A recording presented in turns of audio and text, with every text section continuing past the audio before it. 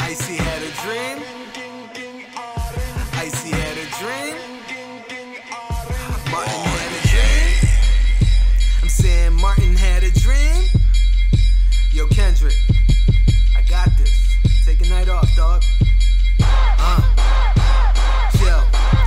All my life I spent up in the gym. These haters will die, much to their chagrin. I promised my mom she'd see her son win, so I could tell my story straight from where it began. Goddamn, this shit's a struggle. Yeah, this shit's a struggle. I stay humble, but fuck it, I'ma go and burst this bubble and rip out what you can't hide. What's inside my mind is zip tied from all this damage that been planted. Goddamn, you can't have it. I'm gone like Hocus Pocus. I kiss off the glass, drive past like a miser. What quicker than you can say he should have passed.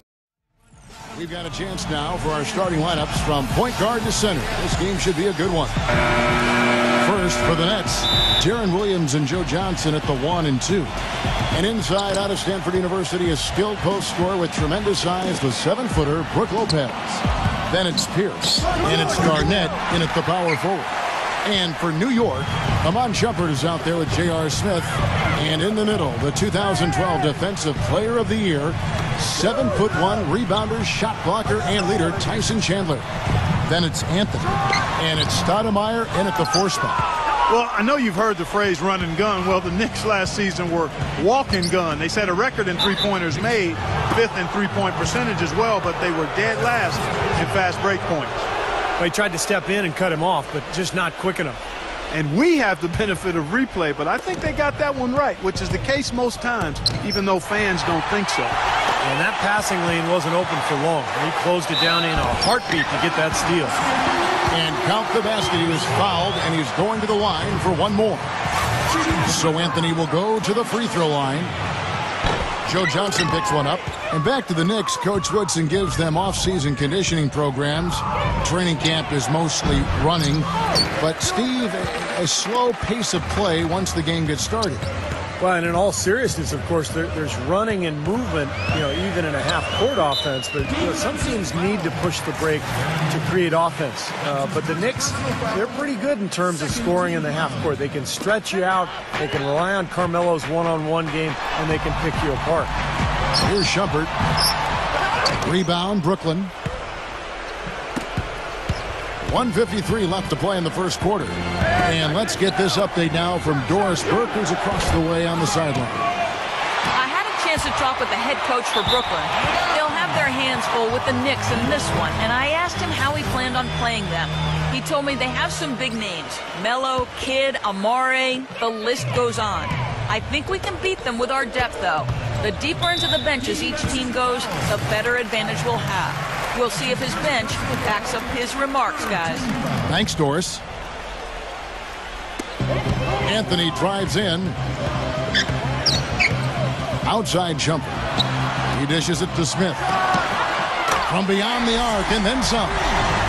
Smith's got himself on the board with 3 there. That is not enough coverage. Got to do better than that defensively. Basically no coverage. I mean, defense did not look very good there. Garnett kicks to Lopez. That's out of bounds. Brooklyn will retain possession. That was an awfully risky pass, guys. Lucky it didn't wind up as a steal. Well, it nearly did wind up as a steal, but no harm done in the end. They hang on to possession. Here's the pass to Karolinko. Good work defensively by Anthony. They were the new kid in town with all new uniforms and a new arena last season, but the Brooklyn Nets actually played at a very deliberate pace. Part of their success playing at that pace had to do with the fact that they took good care of the ball. And if you saw the roster, it makes complete sense for this Brooklyn team. They have guys that can get out and run, but they also have a group, Steve, that has big bodies and knows how to create offense in the half court. Well, when you see that kind of balance offensively, great point guard play, a center who can score, then you get the help that they were able to put together in the offseason with Garnett, Pierce, Karolinko, Jason Terry. I mean, this is a team that really has a lot of pieces. And Brooklyn making a change here. Evans is checked in. Smith dishes to Bargnani. Back to Smith. New York moving the ball around. Felton kicks to World Peace. Outside, Felton. Shot clock at 6. For 3, Smith. That one goes. Count it. Smith's got 6. Offensively, he can be the engine that drives them at any given time. Stolen by World Peace. Back to Smith. And it's blocked by Terry. In transition, here come the Nets. And there's the call on Felton. That is his first foul of the game. Terry, the pass to Evans. And out of bounds as the Knicks gain possession. Still Knicks ball. Here's Felton. Kicks it to Udrich. Outside, World Peace. Makes the lead pass. That's good from Udrich on the assist by World Peace. Udrich has got his first 2 points. And after just 1 quarter of play, welcome back, everyone. A lopsided first quarter in the books already as we start the second quarter. And what stands out to you from New York in this one? Yeah, this team is on the same page, no question. They're right where they need to be offensively. And they're hitting their scores with on-time and on-target passes, too. That's fun to watch. He was the first one to react to that miss. Excellent anticipation on his part. A hustle play on the putback by him. And up and down season for the Nets last year, and the playoffs were just more of the same. They ended up getting knocked out by the Bulls in the only first-round matchup that went to 7 games. You gotta love the use of the bounce pass there. Perfect feed. Feeds to Bargnani. Outside, Felton. World Peace. J.R. Smith on the wing. And lots of contact there. Missing the shot. He'll shoot 2. Well, back to the Nets in the playoffs. They lost a game at Barclays early and looked to be on the ropes down 3-1 after 4 games, but they did well just to steal one in Chicago and force a Game 7. What a strange series that was. The Bulls made that miracle comeback behind Nate Robinson in 1 game and then ended up going on the road to Brooklyn and winning Game 7. What a disappointment for the Nets in their debut season in Brooklyn. And let's now go to the sideline. We'll catch up here with Doris Burke. Doris? Well, guys, for Jason Kidd, who has taken over as head coach of the Nets with no coaching experience, certainly there's some apprehension about how he'll do. But one thing we are certain of, he knows how to lead. On Team USA, the coaching staff raved about Kidd's leadership in winning the gold in 2008. And former Knicks teammate Raymond Felton summed it up this way, saying, quote, "He's a great role model, a father figure who understands the game, understands life. I think he'll be a great coach. The guys will listen to him." Kevin? I like his chances. Thanks. Well, for a long time for the New York fans, going to see a Knicks game was an exercise in masochism, but they've turned it around in a big way, and now this is a tough place to play for a road team. Boy, he found the perfect spot behind the arc there. Big gap in the defense. And the first timeout called of the game for Brooklyn. And, Clark, that's what winning's going to do for you. The Knicks had the second best home record in the East last season as they won 31 games here. Well, you know, Kevin, there's so much mystique here in this building. I mean, everybody loves to play in New York. It's the mecca for basketball in this country. And when NBA players come into New York, they can't wait to play against this Knicks team. And the Knicks, they want to defend their home floor. And the Knicks decide to take their first time out here. Jaron Williams checked in for Jason Terry. Quarter number 2, we're about 2 minutes in. Felton dishes to Smith. Stoudemire right side. And the layup's good off the glass. And Brooklyn has possession. It's a 10-point game. Out to Kirilenko. Johnson outside. Pass to Blotch. Rejected by Chandler. Felton with the ball. Williams picks him up. Outside for Felton. And that one goes long. Boy, we don't see that too often. No defender on him, and he just planks the open jumper. The shot by Williams, no good. 2 seconds separating the shot clock and game clock. Here's Stoudemire. A good finish at the rack off the slick feed.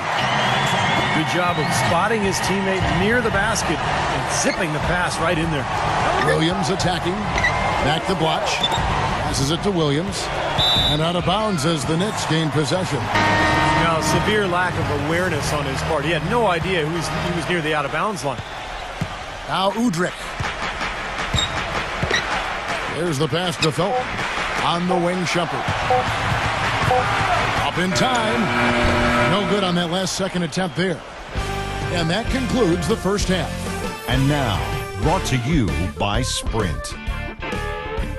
Happy Tuesday to all of you. The Sprint Halftime Report, presented by Sprint. Welcome back, everyone, to the start of the second half. Big margin on our hands, but we'll see if that gap narrows down in the third and fourth quarters. It's been a clinic so far from Smith. Boy, he put on a show from the three-point line in the first half, didn't he? We'll see if the halftime break had any cooling effect on him. Yeah, we'll soon find out, because I guarantee they're going to keep feeding it to him behind the arc until he does cool off. It's 2-on-1. Oh, and they get in the way of the alley-oop. Not to be. Good play defensively. Williams for three. Offensive rebound. Left side, Williams. Again, Williams missing. New York leading by 12. And when Melo attacks off the dribble, I think that's when he's really at his best. He's got excellent ball handling skills and footwork for a player of his size. And whether putting the ball in his hands in the pick and rolls or just isoing him in that pinch post area, he is very tough to defend when he gets ahead of steam going. Williams against Shumpert. Out to Anthony. No good with the triple. Let's check out what Doris Burke has for us. Well, gentlemen, last year was a great bounce-back season for Andre Blotch with the Brooklyn Nets. He took the number 0 for his jersey, saying he'd like the motto, from zero to hero. He wanted to go from being a guy who everyone had given up on, who'd been amnestied by the Wizards, to a valued player. Mission accomplished, Kevin. He's really done a great job with it. Thanks. Nets trailed by 14. And for Carmelo, attacking the rim makes a lot of sense. His three-point shot has been streaky over the years. But he looks like he's at least trying, Steve, to diversify his offense. So I think he needs to attack more often. He can settle for threes. Sometimes he has a tendency to do that. But he's so strong and so quick that I think he's best suited when he really attacks the hole and gets to the foul line. Here's Williams after Amari Stoudemire's bucket.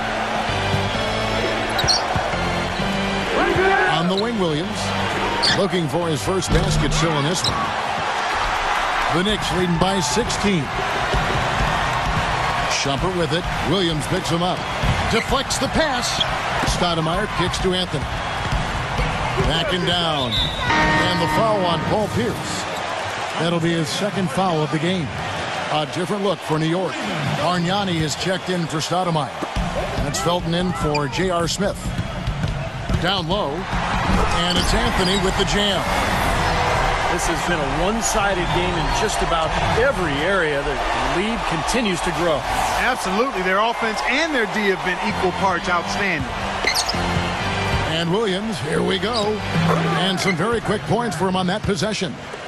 He's definitely got that shot in his arsenal. New York's gone 3 of 5 from beyond the arc so far tonight. On the wing, Shumpert. And that comes off the assist by Raymond Felton. And the Knicks lead by 18. You know, they've been so effective when they've been able to get the ball inside. Some real shortcomings from this defense. I mean, they've given up 5 straight looks in the paint. And it's going to be out of bounds. The Nets will retain possession. Meta World Peace, he's checked in for Tyson Chandler. Off the inbound, Deron Williams again. Williams has got 4 points in the quarter. And he's someone the defense has to keep track of at all times because, you know, even when he doesn't have the ball, he moves so well without it. He's constantly a threat to catch and shoot.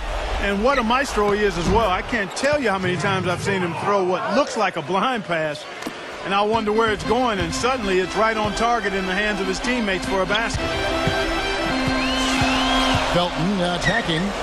Out of bounds. Knicks ball as New York keeps possession of it.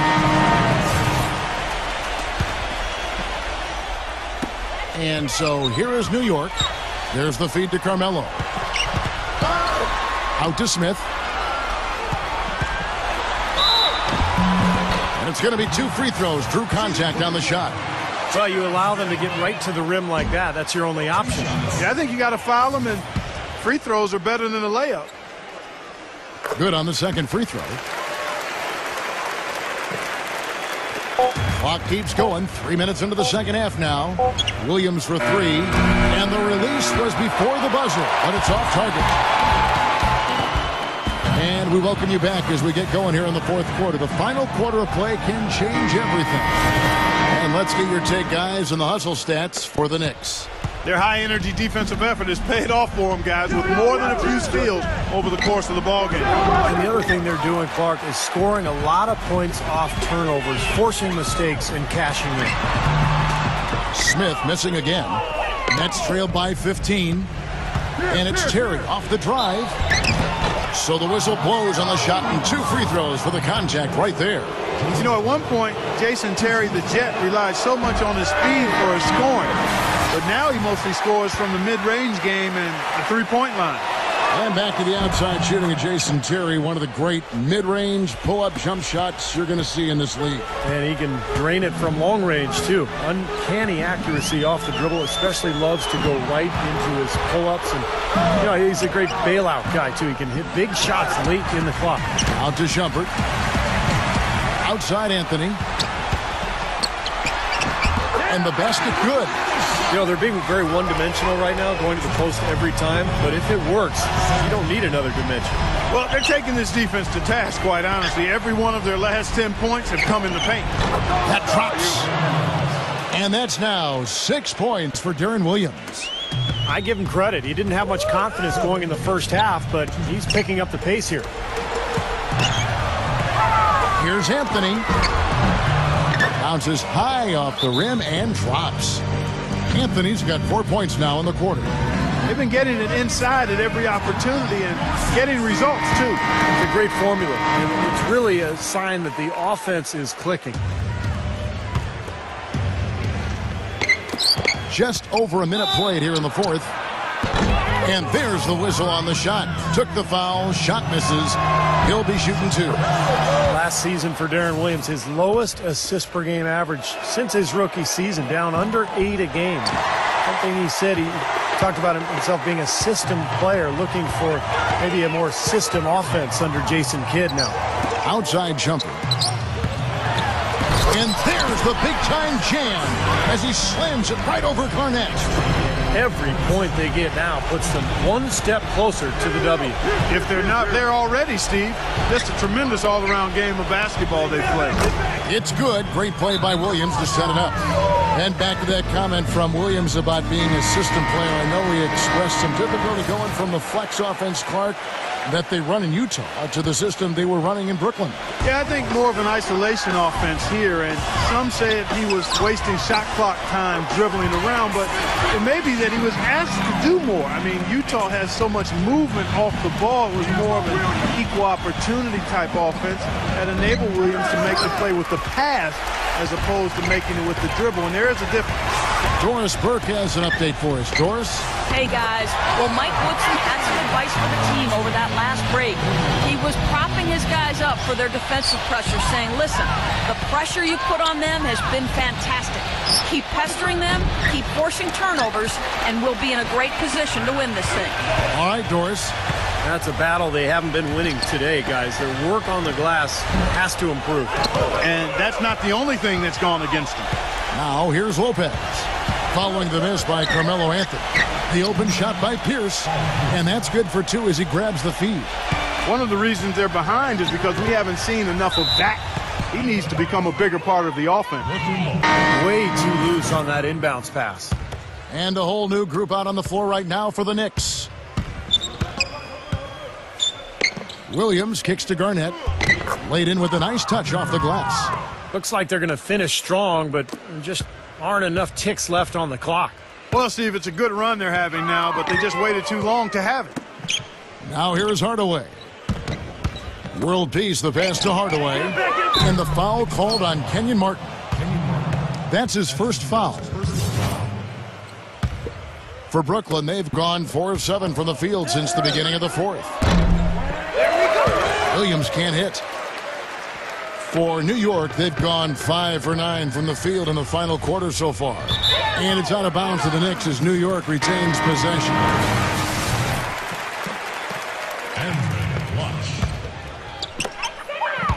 Who's got ball? Hardaway dishes to Bargnani. Uses the glass to finish the layup. You got to feel pretty good about this win tonight, guys, defending their home floor. Yeah, and just riding it out here now. I mean, they gave the fans what they wanted. So no problem for New York as they get the win.